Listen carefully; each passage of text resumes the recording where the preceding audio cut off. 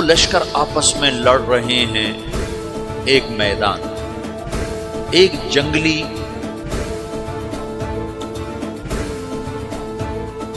بدوؤں کا قافلہ، جنگل کے لوگ اپنے قبیلے کو لے کر، ایک جنگلی قبیلہ اپنے سردار کے ساتھ نقل مکانی کر رہا ہے ایک جگہ سے دوسری جگہ۔ اللہ کا نظام کہ یہ لوگ چلتے چلتے چلتے اس وادی میں پہنچ گئے جہاں جنگ ہو رہی ہے، دو لشکر آپس میں لڑ رہے ہیں۔ جب یہ وہاں پہنچتے ہیں تو ایک لشکر کے قدم اکھڑ رہے ہیں اور دوسرا غالب آ رہا ہے۔ ان کو نہیں پتا شکست کھانے والے کون ہیں اور فتح پانے والے کون ہیں، ان کو نہیں پتا۔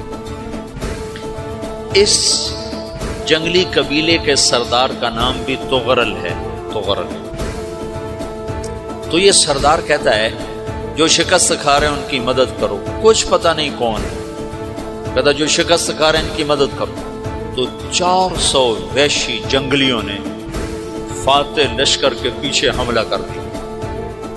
تو ایک کافی ہوتا تو 400 دوڑ دوڑ جب تلواریں پڑیں تو چند لمحوں میں نقشہ بدل گیا، بھاگنے والے جم گئے اور جمنے والے بھاگ پڑے۔ جب جنگ ختم ہوئی تو شکست خوردہ لشکر کے بادشاہ نے ان کو بلایا، اسے پوچھتا ہے مجھے جانتے ہو میں کون ہوں؟ کہا نہیں۔ کہا تو تم نے میری مدد کیوں کی؟ کہا انسانی ہمدردی کی وجہ سے، تمہیں شکست ہو رہی تھی اس لیے تمہاری مدد کی۔ اور اس نے اپنا تعارف کرایا، میں ہوں سلیمان سلجوقی ترکی کا بادشاہ۔ مسلمانوں کا لشکر تھا اور تاتاریوں سے شکست کھا رہا تھا، تاتاری فتح پا رہے تھے، مسلمان شکست کھا رہے تھے۔ تو وہ اللہ کی غیبی مدد بن کر آئے۔ تو وہ اس سے کہتا ہے میرے ساتھ رہنا پسند کرو، تم نے میرے اوپر احسان کیا ہے، میں اس کا بدلہ دینا چاہتا ہوں، میرے ساتھ رہنا پسند کرو؟ کہنے کا کر لوں گا۔ تو اس نے اس کو لے کر ترکی آیا، اور استنبول اس وقت روم کی حکومت میں تھا، اسے فتح کیا اس تغرل کے آگے چوتھے پانچویں پڑپوتے محمد فاتح نے۔ تو یہ استنبول ہے، یہ ترکی ہے، بیچ میں ایک چھوٹا سمندر ہے، یہاں ایک جاگیر ہے۔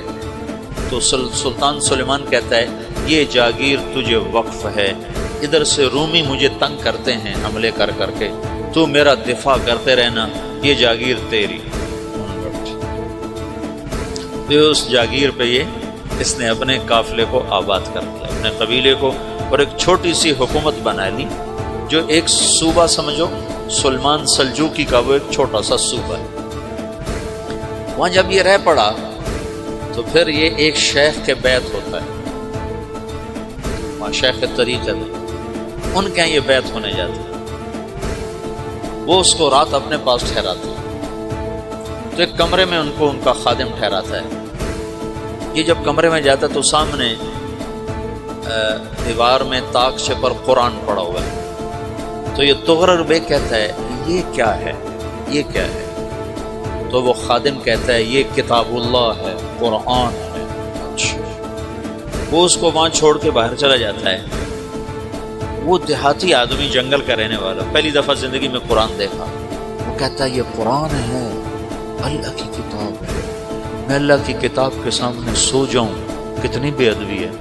تو اس نے اسے قرآن اٹھایا اور سر پہ رکھ لیا اور کھڑا ہو، ساری رات قرآن سر پہ رکھ کے کھڑا رہا۔